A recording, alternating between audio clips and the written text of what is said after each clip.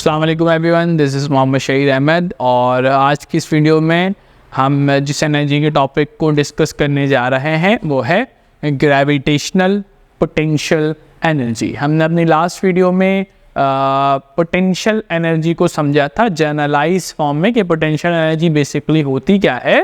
तो इस वीडियो में हम स्पेसिफिक कर लेंगे अपने पोटेंशियल एनर्जी को और सिर्फ कौन से पोटेंशियल एनर्जी के बारे में बात करेंगे, ग्रेविटेशनल पोटेंशियल एनर्जी के बारे में बात करेंगे।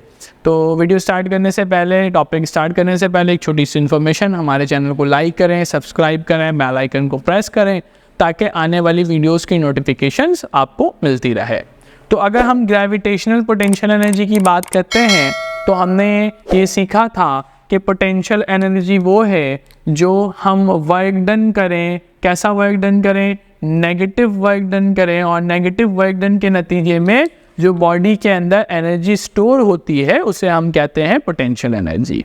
और अगर ग्रेविटेशनल फोर्स के अगेंस्ट जाकर कोई काम करे तो वो कहलाएगी ग्रेविटेशनल पोटेंशियल एनर्जी। जिस पोटेंशियल एनर्जी का फॉर्मूला होता है ग्रेविटेशनल पोटेंशियल एनर्जी का, वो इस कॉन्सेप्ट को अगर मैं थोड़ा सा आगे लेकर चलूँ तो फॉर्मूला बन जाएगा mgh। तो ग्रेविटेशनल पोटेंशियल एनर्जी का फॉर्मूला क्या है? mgh। स्टार्ट करते हैं इस फॉर्मूले की डेरिवेशन। इस फॉर्मूले की डेरिवेशन स्टार्ट कैसे करते हैं कि हमारे पास एक सरफेस ले लेते हैं और सरफेस पे एक ऑब्जेक्ट कंसिडर कर लेते हैं। Object lie on a surface से। अब क्योंकि ऑब्जेक्ट का वेट होगा, वेट से फोर्स परपेंडिकुलरली क्या लगेगा? डाउनवर्ड। तो ये एक फोर्स है जिसे हम क्या कहते हैं? Weight of a body. Weight of a body. और ये वेट होता क्या है? ये तो डाउनवर्ड फोर्स है। बेसिकली ये ग्रेविटेशनल फोर्स होता है। अगर ग्रेविटेशनल फोर्स है तभी ऑब्जेक्ट का वेट है ना। ग्रेविटेशनल फोर्स नहीं है तो ऑब्जेक्ट का वेट भी नहीं है। जैसे चांद पर हम जाएंगे तो वहां ग्रेविटेशनल फोर्स, ग्रेविटी बहुत कम है तो आपको अपना वेट पहले से लाइटर महसूस होगा, हालांकि मास वैसे ही है। जब आप चांद पे पहुंचेंगे तो आपकी सेहत में तो कोई फर्क नहीं आएगा ना। तो मास तो कांस्टेंट रहने वाली चीज है मगर आपका वेट चेंज हो जाएगा। क्यों? क्योंकि वहां पर ग्रेविटेशनल पुल, ग्रेविटी या ग्रेविटेशनल फोर्स नहीं है। तो ये जो हमारा डाउनवर्ड वेट है उसी को हम ग्रेविटेशनल फोर्स कहते हैं।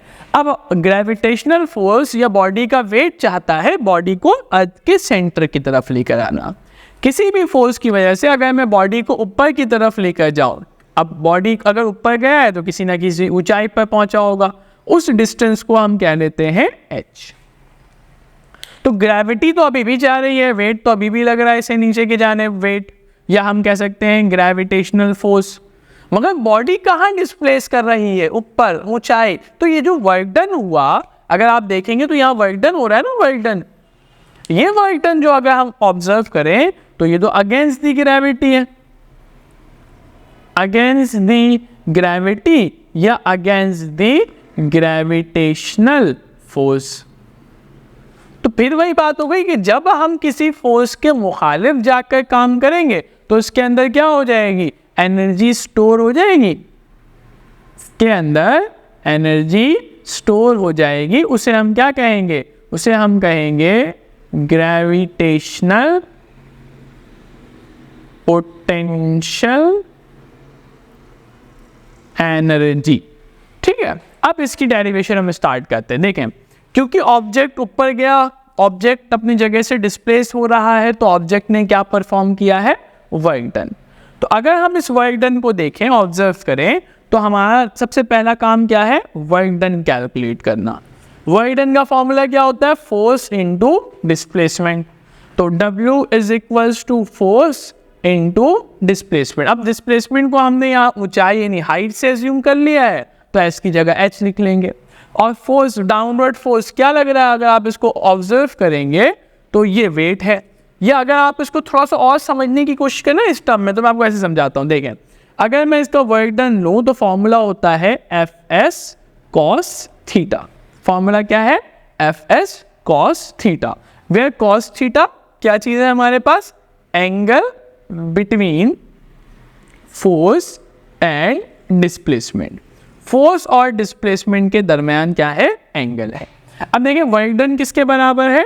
F। F क्या है हमारा, फोर्स, ग्रेविटेशनल फोर्स, जो कि वेट ऑफ अ बॉडी के बराबर है, तो हम इसकी जगह W लिख सकते हैं। अच्छा, ये हमारा वर्क डन है और ये मेरा वेट है, तो मैंने डिफरेंशिएट कर दिया। उसके बाद देखें S क्या है, डिस्प्लेसमेंट। डिस्प्लेसमेंट यहाँ किसके बराबर है, H, तो WH हो जाएगा। यहाँ क्या पुट करेंगे, cos थीटा। अब देखिए ये जो एंगल है ना, ये बड़ा इंपॉर्टेंट टर्म है, ये एंगल क्या रखें। देखिए अगर आप इसको देखेंगे तो फोर्स कहाँ लग रहा है, डाउनवर्ड, और डिस्प्लेसमेंट कहाँ हो रहा है, अपवर्ड। अगर इन दोनों में एंगल ले लें तो कितना एंगल बन रहा है, 180 डिग्री का एंगल बन रहा है। देखिए कंप्लीट डी बन रही है, तो 180 डिग्री का एंगल। तो अगर मैं इन दोनों के दरमियान एंगल लूं तो एंगल कितना बन रहा है, एंगल बन रहा है हमारे पास 180 डिग्री। और cos 180 की वैल्यू अगर हम लेंगे तो आंसर क्या आएगा, -1। तो हमने कहा W is equals to minus W weight of an object, और यहाँ क्या हो जाएगा, H इज अ हाइट। अब हम जानते हैं वेट किसके बराबर होता है, m इंटू जी के बराबर। अच्छा ये कैसे बराबर है, मैं आपको समझाता हूँ। देखें F क्योंकि ma के बराबर होता है, क्योंकि वेट भी फोर्स है, m होगा, मगर कौन सी फोर्स है, वेट ग्रेविटेशनल फोर्स है, तो उससे बनने वाला एक्सेलरेशन क्या होगा, उससे बनने वाला एक्सेलरेशन होगा ग्रेविटेशनल एक्सेलरेशन कहलाएगा। तो यहाँ पे हम एक्सेलरेशन नहीं लेंगे, हम क्या ले लेंगे, ग्रेविटेशनल एक्सेलरेशन। तो अगर मैं वर्क डन निकालना चाहूँ तो क्या हो जाएगा, -mgh, ये वर्क डन हमारा आ गया। अब देखिए पोटेंशियल एनर्जी किसके बराबर है, minus negative of work done. तो हमने कहा potential energy is equals to minus negative of work done, minus negative of work done. तो हमने कहा potential energy is equals to minus work done की वैल्यू क्या निकालनी है, -mgh, minus minus will become plus. तो पोटेंशियल एनर्जी का formula क्या बन गया, mgh। कौन से पोटेंशियल एनर्जी का फॉर्मूला हमने ड्राइव किया है, that is specified for only gravitational potential energy, क्योंकि यहाँ पर जो ऑब्जेक्ट है वो ग्रेविटेशनल फोर्स के अगेंस्ट जाकर काम कर रहा है।